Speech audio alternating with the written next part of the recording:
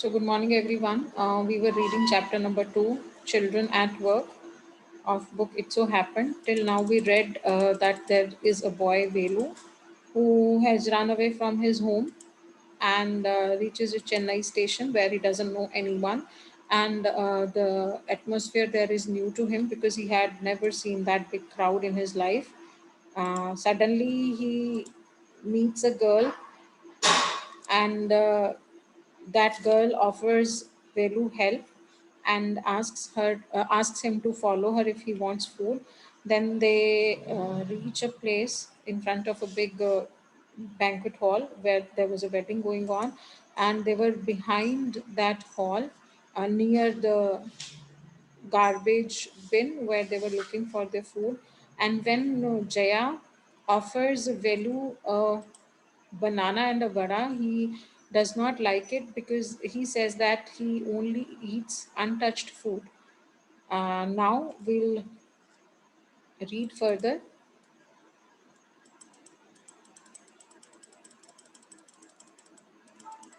Okay. Anji.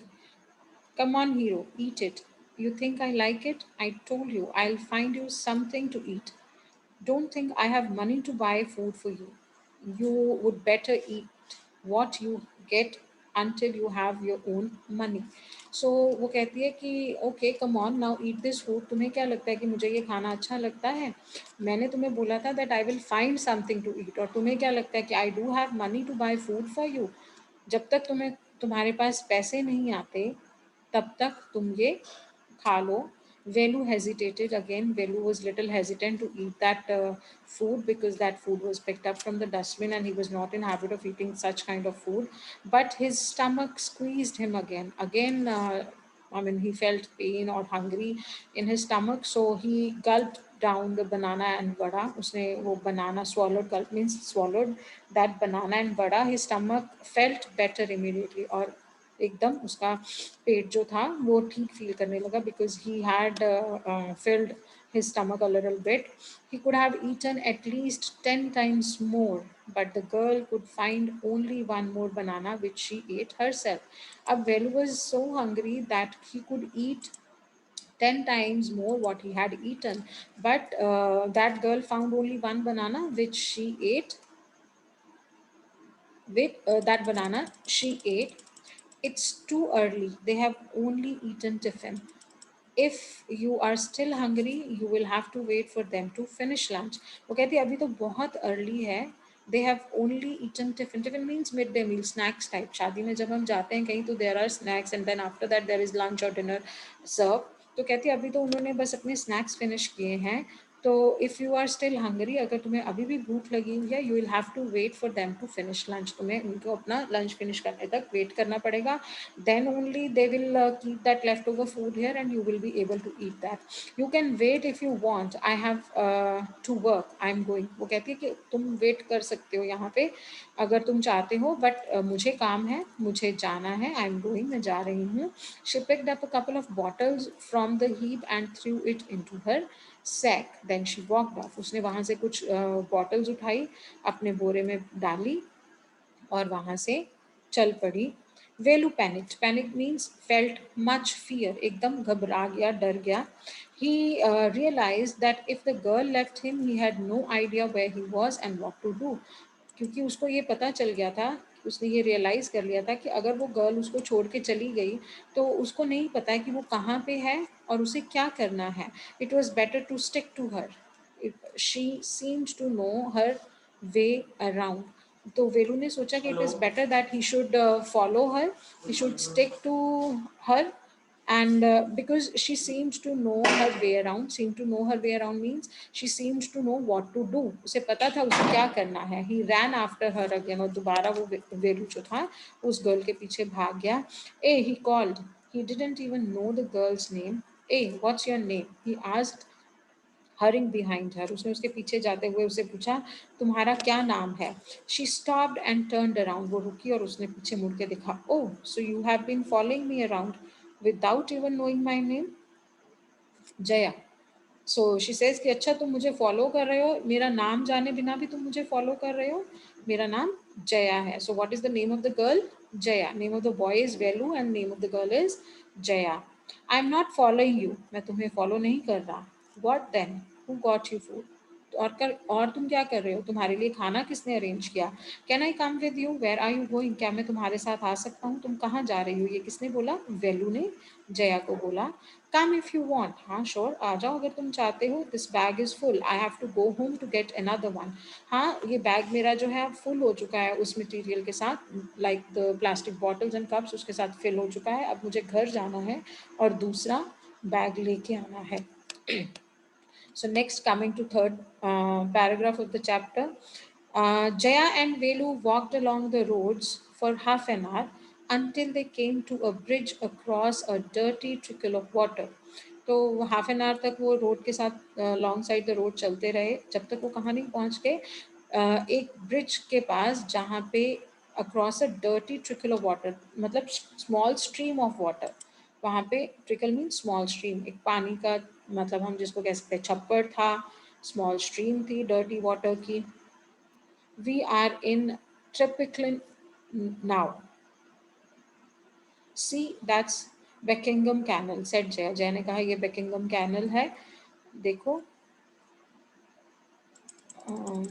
वेलू state, वेलू ने घूर के देखा. This was a canal. क्या ये कैनल थी? Near some puddles of water was a row of Near some puddles of water was a row of the strange huts he had ever seen. और उस mud के puddles means mud के पास कुछ strange सी हट बनी हुई थी जो उसने कभी नहीं देखी थी. They were built out of all sorts of things. Metal sheets, tires, bricks, wood and plastic.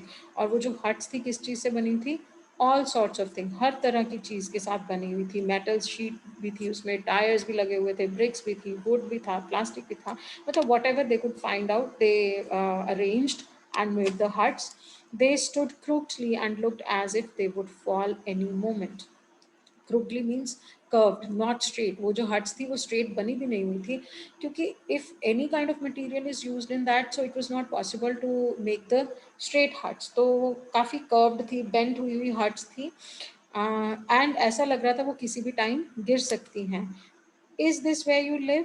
These houses are strange said Velu. Velu ने कहा यहाँ तुम रहती हो, काफ़ी अजीब है ये घर. In our village the houses are made of mud and palm leaves. हमारे विलेज में तो जो घर हैं वो पाम लीव्स से या मड से बने होते हैं.